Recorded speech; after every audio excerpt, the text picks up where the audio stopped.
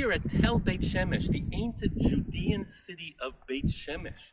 And we're stepping back in time more than 3,000 years ago to the days of the judges, the Shoftim, when each tribe was still semi-independent, doing its own thing. In the days before there was a king in Jerusalem, a king of Israel.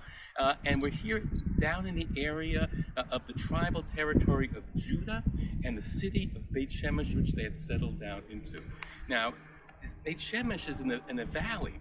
The valley is called the Emek HaElah, the Elah Valley, and it runs from north in this direction, south in this direction, and from west to east. It's the dividing line between the Philistines and the Israelites, between the Philistines and the tribe of Judah up here in the hill country. The Philistines are down on the coastal plain. The Philistines are Greek tribal groups which invade the entire eastern Mediterranean coast, going back 3,000 plus years ago. We in Hebrew call them the Pelishtim, which means the invaders. Now, they are the dominant group militarily here. The tribes of Israel are scattered and they're not united. And additionally, we have from the biblical text, we have indications that the Philistines, the Greek islanders who settle the coastal plain area, are more materially advanced than we are. They are already in the Iron Age, whereas the tribes of Israel are more in the Bronze Age. The Bible will speak about the Philistines trying to keep a monopoly on metalwork to the degree that Israelite farmers, if they want to get their farm equipment sharpened and repaired, have to go down into the Philistine plain to get it so. They try to keep the monopoly apparently on the iron. It doesn't work long term. That rarely works. But we come here to the personality of Shimshon, Samson, of the tribe of Dan. And now it's fascinating. If you look at a map, of where Dan is supposed to be. They're supposed to be in the biblical division of the land over 3,000 years ago, down on the coastal plain, which the Philistines had conquered. And the Philistines are powerful. They're in charge here. There's no way that the tribe of Dan can dislodge them. And in fact, the biblical text, when it introduces us to Shimshon, to Samson of the tribe of Dan, tells us in the book of Judges, chapter 13, at the very end,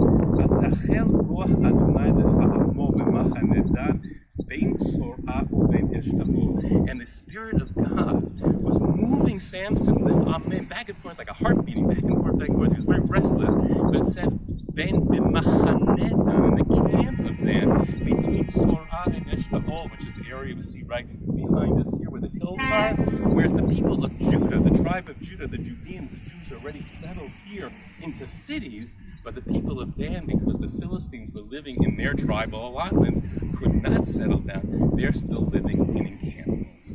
Samuel 1, chapter 6, we have a fascinating episode which we can really understand when we're here standing on Beit Shemesh, the site of Beit Shemesh over 3,000 years ago.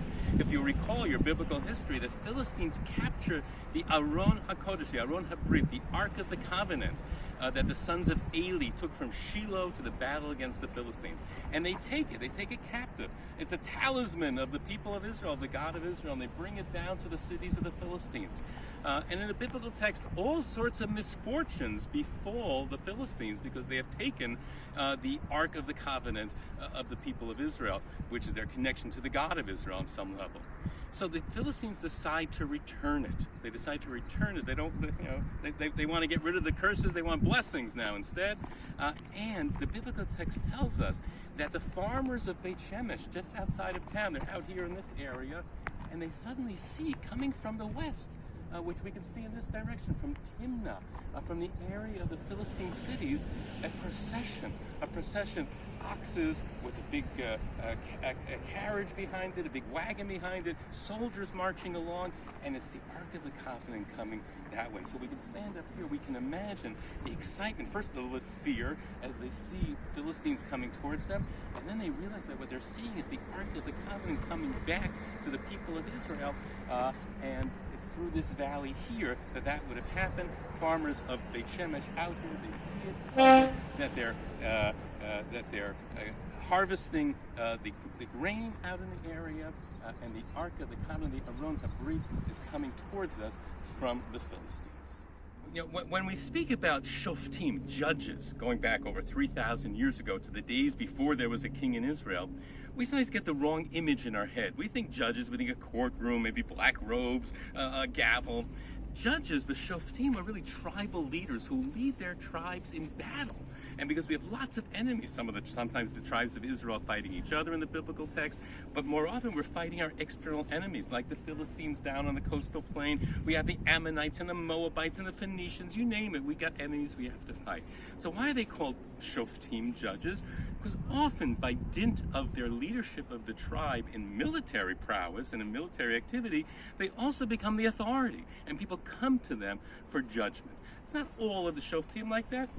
Samson, Shimshon might not really fit that model perfectly, but he's put in the biblical text under that rubric.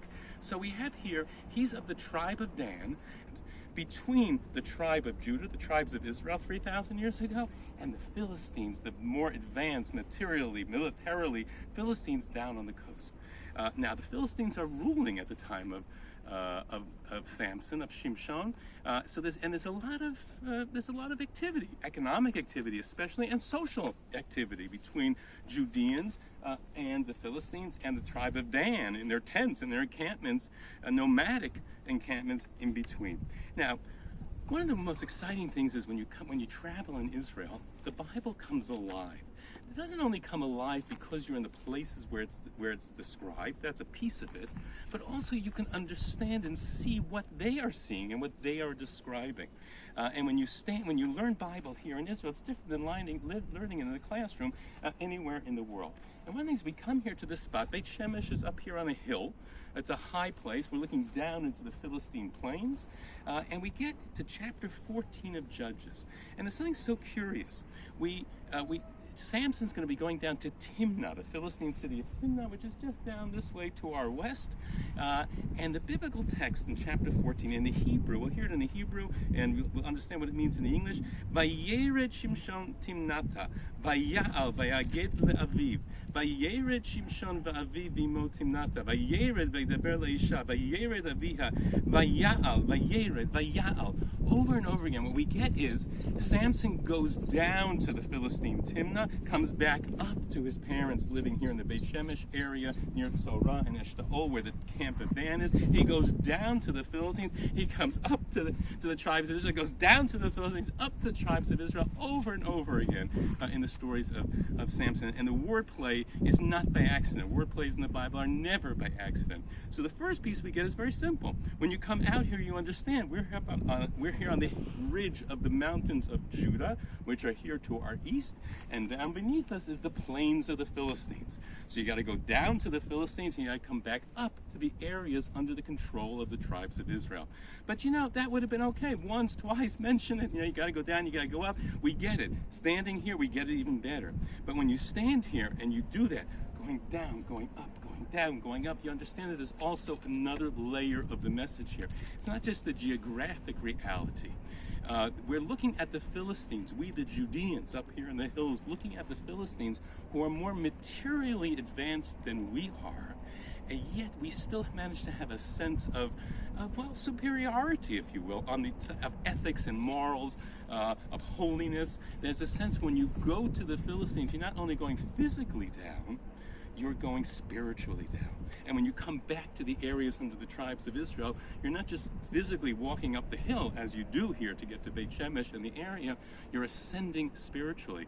This will come into play over the few hundred years after Samson, after Shimshon, when Jerusalem up in the hills will become the capital, political and religious capital of the tribes of Israel. And we get the sense always, whenever you go to Jerusalem, yes, you're physically walking up a hill, but you're spiritually ascending. We can see the roots of that idea here, certainly in the dealings between the Judeans and the Philistines. Yes, they're more powerful physically, militarily. They're dominating us. And yet still, you go down to the Philistines and you come up to the tribes of Israel.